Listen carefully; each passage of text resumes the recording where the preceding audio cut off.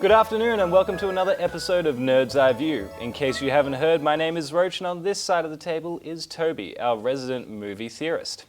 This week on The Grind we have a look at the upcoming Star Wars Episode 7. It's the latest installment in the series and it goes by the sleepy time title, The Force Awakens. Rumor has it we have some exclusive footage of the Sith's very own heart-wrenching promotional campaign. It's incredibly humanizing stuff. Well, I'm surprised the Galactic Trade Federation is still running these campaigns, with the whole Force Awakening and whatnot. I guess they still need money to invest in killbots and Death Stars, Roach. Yeah, it can be a real punch to the economy. We also have Victoria coming in to toss a quaffle or two if she gives us a fly down the Quidditch pitch. I'm pretty excited to meet a real-life witch. You know what, Roach? So am I.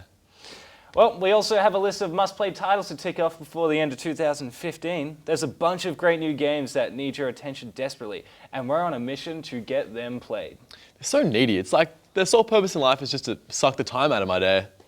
Well, we also have Puppet Federation coming in to play their nerd anthem, Galaxy's Child. But we have a schedule to keep, so let's get a hustle on, shall we?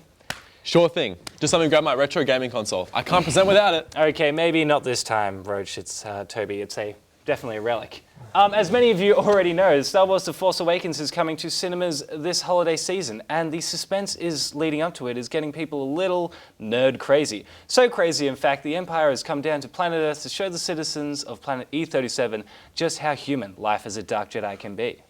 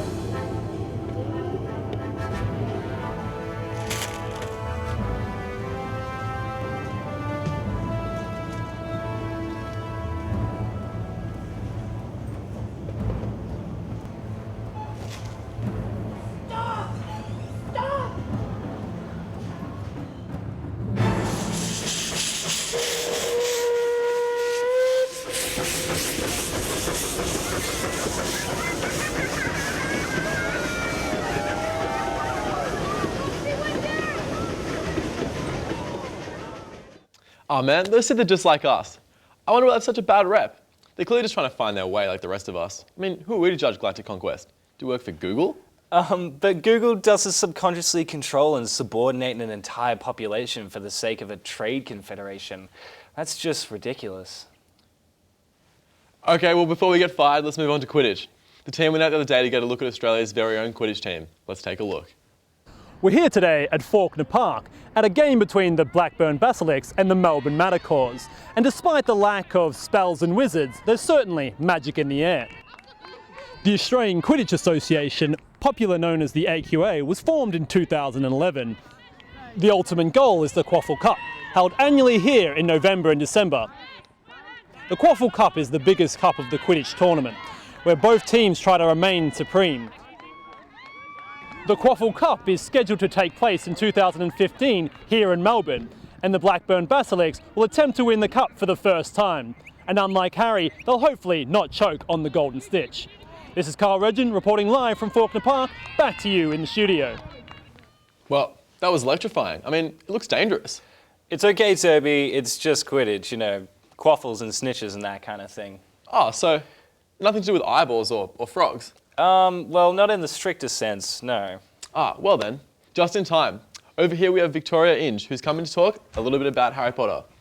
Victoria, thanks for being here. Thanks for having me. So, as we've just seen, Quidditch is certainly growing in popularity here in Australia. What do you make of the sport? Well, first, I think it's great. I mean, one, it's continuing the legacy of Harry Potter. And another, I think, is just a testament to how influential the world that J.K. Rowling really created. I see. And would you consider signing up with the team? Of course. I'm personally devastated that my uni doesn't have their own Quidditch team. Fair enough. And how else do you think Harry Potter's impacted our world today?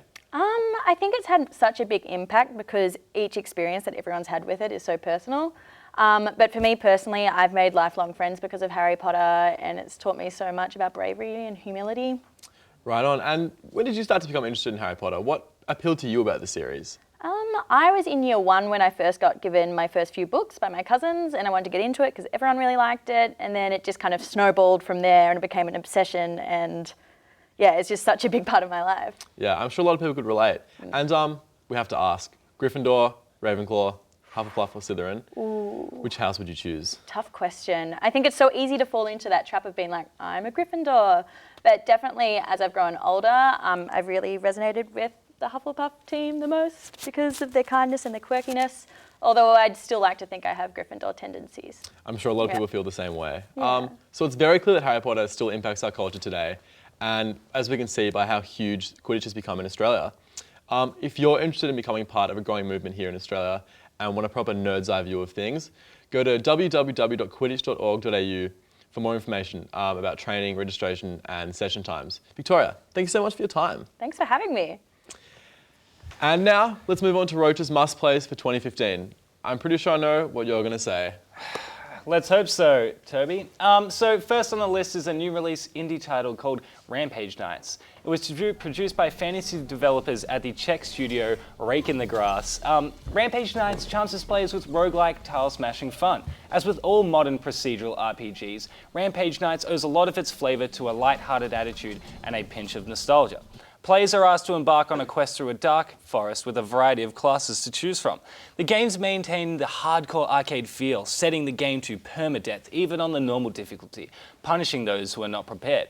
Rampage Nights is a great game to test your skill and patience, while at the same time rewarding those who love a challenge. Next, we have a pretty rad survival game called The Long Dark.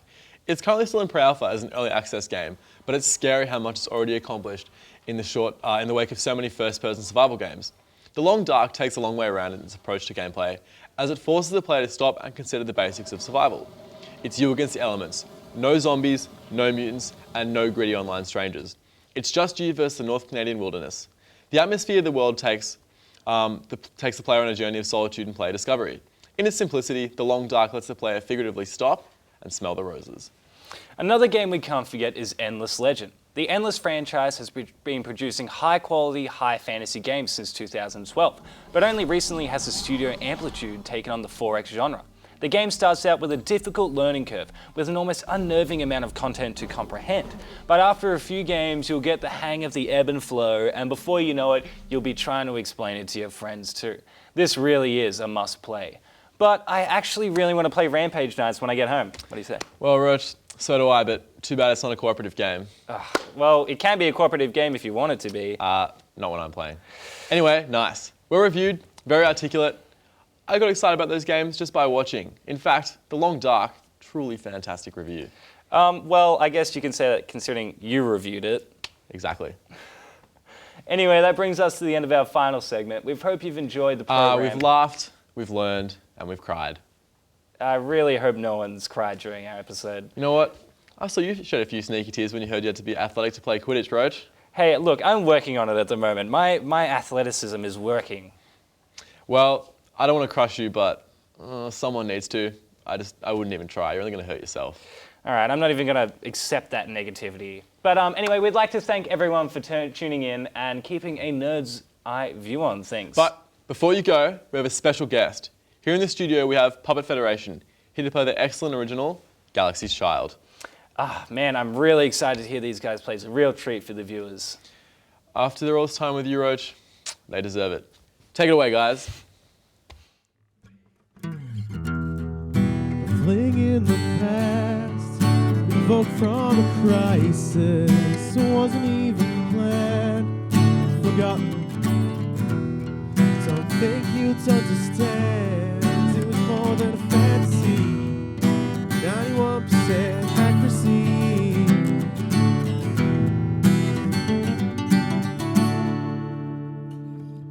You were just photons, you weren't even real. Now the real you stand here, I don't know how to feel, I don't know how how to feel. Only only only you're only you're only only you're only you're only you're only professional expectations gone from my head. Casual day, it's too late. A partner that I miss. The darkest revelations looks worse than it is. A loss of trust, screwed it up. Computer delete this. You were just photons, you weren't even real. Now the real you stands here. I don't know how to feel. I don't know how to feel. Only only only you're only you're only only you're only you're only you're only only